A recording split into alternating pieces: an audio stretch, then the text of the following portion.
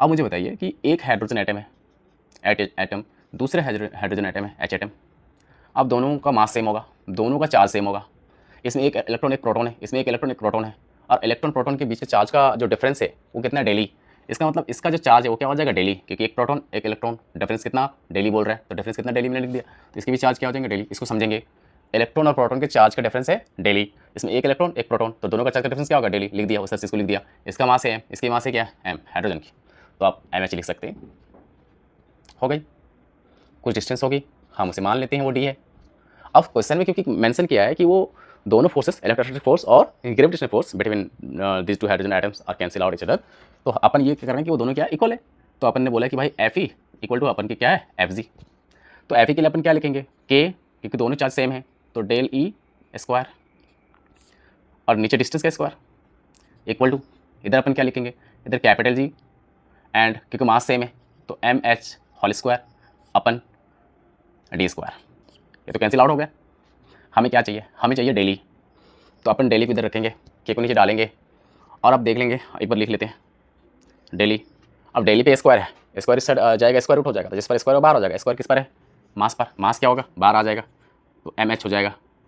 बचा यहाँ पे क्या, जी, आ रहा है कौन उधर से, के, तो बन गया जी के। अब इसे लिखें, इसको एम एच ही रहने दें, क्योंकि उधर आप सॉल्व जब तक बाहर नहीं लेके आएंगे तब तक तो कुछ उसका काम है नहीं। कैपिटल जी कितनी होते हैं, ये होते हैं 8.854 इंटू 10⁻⁻11, और नीचे हमारा क्या है, के क्या होता है, 9 इंटू 10⁻9।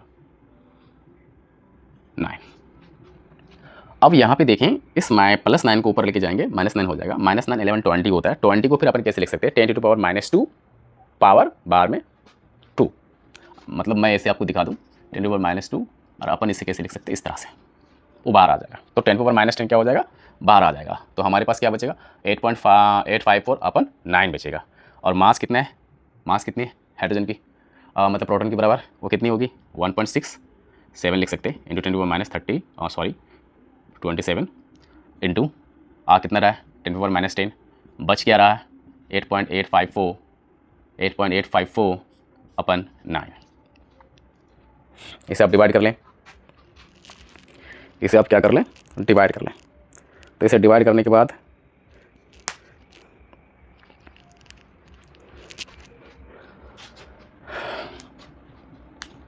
इसे आप डिवाइड कर लेंगे बेटा, डिवाइड करने के बाद इससे मल्टीप्लाई कर देंगे, तो ये आंसर 1.6 इंटू कितना हो जाएगा, 10⁻37।